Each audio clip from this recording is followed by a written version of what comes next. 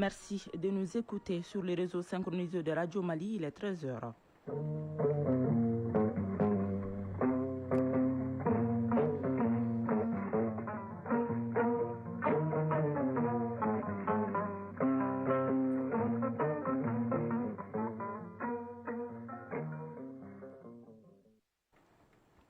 Le journal. Barakissa Ouattara. Le journal. Renforcement de la coopération sécuritaire et diplomatique dans l'espace AES. Le chef de l'État et chef suprême des armées, le général d'armée Assimi Goïta, a reçu successivement hier le commandant de la force unifiée de la Confédération des États du Sahel ainsi que le haut représentant de l'Union africaine pour le Mali et le Sahel. Les échanges ont porté sur les défis actuels de l'espace. Bamako est depuis hier la capitale du numérique. La 3e édition de la semaine du numérique se tient sous les thèmes le e-gouvernement à l'ère de l'intelligence artificielle, opportunités et défis pour la culture. Le Burkina Faso et le Niger sont les pays invités d'honneur. En sport, football, compétition africaine des clubs, le stade malien de Bamako et le Djoliba joueront ce week-end respectivement en Ligue des Champions et de la Coupe CAF. Le stade malien se déplace chez Petro, Luanda et le Djoliba reçoit ici l'USM d'Alger. Voilà pour le sommaire. Mesdames et messieurs, bonjour et bienvenue. Je le disais, le président de la transition, chef de l'État et chef suprême des armées, le général d'armée Assimi Goïta, a accordé une audience au général de brigade Daouda Traoré, commandant de la force unifiée de la Confédération des États du Sahel. Il était accompagné du chef d'état-major général des armées. À la tête d'une forte délégation de 6000 hommes, le commandant de la force unifiée est venu présenter au chef de l'État un point détaillé des opérations en cours ainsi que de l'état d'avancement de la mission commune. Cette rencontre a également permis à la hiérarchie militaire de recueillir les orientations stratégiques et les directives du chef suprême des armées dans le cadre du renforcement de la coopération sécuritaire et de la défense collective au sein de la Confédération des États du Sahel. Écoutons le général de brigade Daouda Traoré, commandant de la force unifiée de la Confédération des États du Sahel. Il est au micro de Garibou Pérou. Permettez-moi de rendre honneur à Dieu et de remercier très sincèrement son Excellence le président de la transition, chef de l'État, chef suprême des armées, pour la confiance placée en ma personne en vue de conduire ce premier mandat de la force unifiée de l'AES. Je suis venu, je lui ai rendu compte de l'état de préparation de cette force. Comme vous le savez, c'est une force de 6000 hommes qui a été équipée, entraînée et qui a atteint un certain niveau d'opérationnalisation. Ensuite, j'ai reçu de lui des orientations pour la bonne marche de la force et il m'a assuré de tout son soutien, le soutien de tout le Mali pour l'accomplissement de cette mission. Pour la population, nous allons travailler beaucoup avec cette population. Vous savez que la population est au cœur de toutes nos préoccupations et de toutes nos planifications. Donc c'est dans ce cadre-là que nous allons évoluer pour l'atteinte de notre état final et recherché, qui n'est autre chose que la pacification de l'espace en vue de permettre la relance des activités socio-économiques. Je demande à cette population d'être sereine. Les résultats vont se faire sentir. Ce n'est qu'une question de jour. Et je pense qu'au moment de la première évaluation, on pourra faire un bilan adéquat. Le président de la transition, le général d'armée Assimi Goïta, a également reçu en audience le haut représentant de l'Union africaine pour le Mali et le Sahel. L'émissaire de l'Union africaine est venu transmettre au chef de l'État l'intention de son organisation de pouvoir travailler main dans la main avec le Mali et appuyer le plaidoyer que la Confédération des États du Sahel, AES, est une réalité afin de trouver un nouveau cadre de coopération Union africaine, AES, pour relever ensemble les défis auxquels le continent fait face. Dr Mamadou Tangara, haut représentant de l'Union africaine pour le Mali et le Sahel, à sa sortie d'audience au micro de Sira Bachili. Cette audience a été l'occasion pour moi de venir prendre conseil auprès de son Excellence le président Assimi Goïta par rapport à la mission qui m'est confiée. Et c'est aussi l'occasion pour moi de réitérer toute ma fierté à représenter le continent africain. Et pour réussir cette mission, j'ai besoin de rencontrer les autorités, de prendre conseil auprès d'eux pour qu'on puisse accomplir cette mission. Nous sommes là pour pouvoir travailler main dans la main avec le gouvernement malien, avec le gouvernement du Sahel, pour que les objectifs qui se sont assignés puissent se réaliser. Et à côté de mon frère Diop aussi, faire le plaidoyer pour que les gens puissent savoir que l'AES aujourd'hui est une réalité et qu'il est important qu'on puisse trouver un nouveau cadre de coopération dans la région pour qu'on puisse ensemble relever les défis qui s'imposent à nous aujourd'hui. L'Union africaine, avec la nouvelle direction, vraiment engagée aux côtés des autorités maliennes, et le président Mahmoud a souhaité même venir ici au Mali et faire une tournée dans le Sahel pour s'enquérir de la situation et voir dans quelle mesure on peut ensemble travailler pour juguler les crises qui s'imposent, notamment la crise sécuritaire, parce qu'on ne peut pas avoir de développement sans paix et stabilité. Ce sont les conditions sine qua non pour tout développement. Donc l'Union africaine est consciente de ces réalités et va travailler, Inch'Allah, main dans la main avec les autorités qui aujourd'hui sont de facto ceux qui dirigent ces pays. Aujourd'hui, le monde évolue, qu'il y a une nouvelle dynamique, il faut que les gens apprennent à s'inscrire dans cette nouvelle donne. Je vous l'annonçais également au sommaire, Bamako est depuis hier l'épicentre de la révolution technologique sahélienne. La 3e édition de la Semaine du numérique a démarré sous les thèmes ambitieux de l'e-gouvernement à l'ère de l'intelligence artificielle. Opportunités et défis pour la culture. Le Mali, aux côtés de ses partenaires de la Confédération des États du Sahel, affiche une volonté claire, transformer l'administration pour la rendre plus proche, plus transparente et plus efficace pour le citoyen. La cérémonie de lancement était présidée par le ministre en charge de la communication qui avait à ses côtés son collègue de la culture, parrain de la Semaine du numérique. Le Burkina Faso et le Niger sont les invités de ce forum qui dure 3 jours. Le reportage de Aluseni Touri. C'est un signal fort envoyé depuis Bamako, celui d'une nation et d'une confédération sahélienne résolument tournée vers l'avenir. Présidée par le ministre en charge de la communication au nom du Premier ministre, cette cérémonie d'ouverture a rappelé que le numérique n'est plus une option, mais une infrastructure stratégique au même titre que les ressources naturelles. Le Mali affiche donc ses ambitions. Le gouvernement a reçu des instructions fermes pour accélérer la dématérialisation des services publics. Alhandou Ag Ilien, ministre de la Communication, de l'économie numérique et de la modernisation de l'administration. De nos jours, la puissance d'un État ne se mesure plus seulement par son étendue ou ses ressources naturelles. Elle se mesure aussi à sa capacité à produire, protéger et valoriser l'information, à moderniser ses procédures, à sécuriser ses infrastructures critiques, à développer des compétences nationales et à offrir des services publics rapides, fiables et transparents. Cette vision est partagée par les pays frères de l'Alliance des États du Sahel. Le Niger et le Burkina, pays invités prestigieux, prônent une digitalisation humanisée. Agi Ali Salatou, ministre de la Communication et des Nouvelles Technologies de l'Information du Niger. Le Niger partage pleinement cette ambition. Conscient du potentiel stratégique de l'intelligence artificielle, notre pays a engagé plusieurs initiatives visant à l'intégrer dans sa stratégie de développement, notamment pour renforcer la gouvernance publique et anticiper les crises. Aminata Zerbo Saban, ministre de la Transition digitale, des Postes et des Communications électroniques. L'IA est une promesse, celle d'une décision publique plus fine, d'une meilleure optimisation de nos ressources, d'une fraude traquée et d'une administration plus agile. Mais elle soulève des interrogations fondamentales liées à notre identité et à notre culture. Le parrain de cette édition a d'ailleurs insisté sur ce point. L'innovation ne doit pas se faire au détriment de l'identité. L'IA représente une opportunité majeure pour valoriser la culture malienne à condition de respecter scrupuleusement la souveraineté culturelle et les valeurs locales. Mahmoud Dafé, ministre de la Culture. Le défi, il est culturel. Aujourd'hui, un nouveau monde est en train de naître sous nos yeux. L'intelligence artificielle, c'est un nouveau monde. Il va 1000 fois plus que toutes les révolutions. L'intelligence artificielle s'adresse à notre état d'esprit, à l'humain, parce que la culture, c'est l'esprit. Donc, c'est le cœur du débat aujourd'hui. Une application faisant office de réseau social dénommée Niaga a été présentée.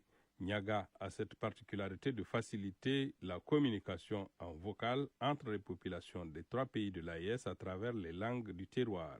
Aussi, le panel inaugural a été animé par les ministres en charge de la communication de l'AES avec pour thème IA et e-gouvernance en temps de crise, défis et opportunités pour les gouvernants. Les travaux de cette édition doivent aboutir à une feuille de route rigoureuse. Le message de Bamako est clair, maîtriser l'intelligence artificielle pour que le numérique reste un instrument de libération et de rayonnement pour les peuples du Sahel.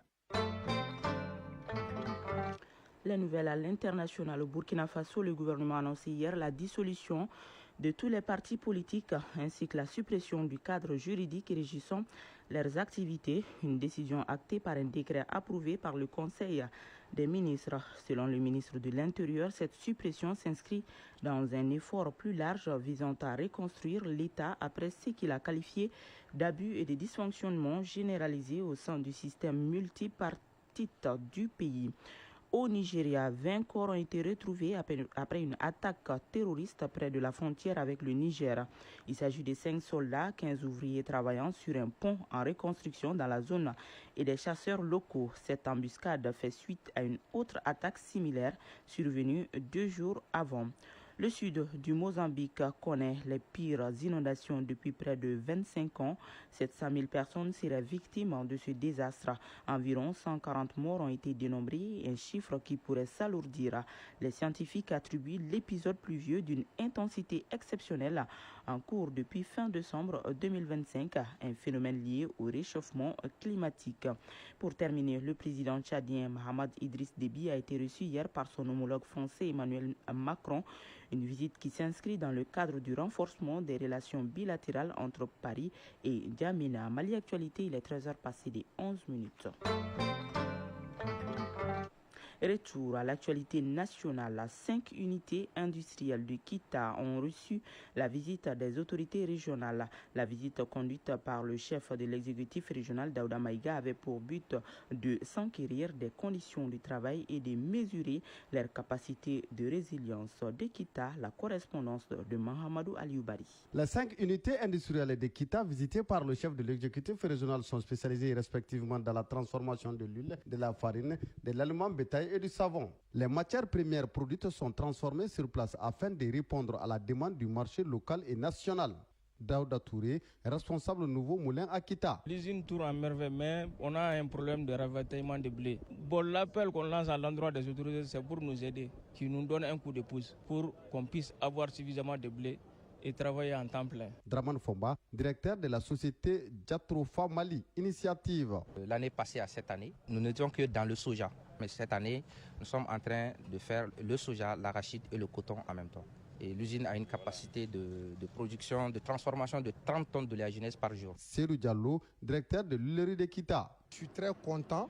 C'est un sentiment de satisfaction. J'utilise indirectement 28 personnes et directement j'utilise 7 personnes. Ces sites démontrent une puissance industrielle. Le nouveau moulin du Mali produit 400 tonnes de farine et de blé par jour. La société Jatrofa Soja et graines de coton transforme 25 tonnes de tourteaux et près de 400 litres d'huile quotidienne. Quant à l'huilerie Seydou Diallo, elle atteint une capacité de 12 000 litres d'huile par jour et l'entreprise Djekabara située à Fodebougou. Mamadou Sako, directeur de la Sotrap Agro. Nous avons adapté nos productions selon l'accessibilité de matières premières. Nous produisons du tourteau entre 90 à 100 tonnes en 24 heures. Daouda Maïga, gouverneur de la région de Kita. Et nous avons constaté qu'elles sont pratiquement toutes en train de produire. Nous avons vu également des unités qui recrutent beaucoup de personnel à Kita, notamment qui ont 60 personnes pour certaines. Et nous savons également que certaines unités de la région de Kita fourniront la région de Kaï de Nioro, notamment en matière de trituration d'aliments bétail de 10% octroyés par le gouvernement de la République du Mali. Et cette visite a été réalisée avec les forces de défense et de sécurité et les services techniques pour nous enquérir de la situation et prendre également des dispositions pour améliorer les conditions de travail et de production, mais également les conditions sécuritaires. Ces unités créent de l'emploi malgré les difficultés du moment liées au coût de production et à la recherche de matières premières. Kita, Mohamed Aloubari Nouhou Kamara, Mohamed Fabrice Kambo pour l'ORTM.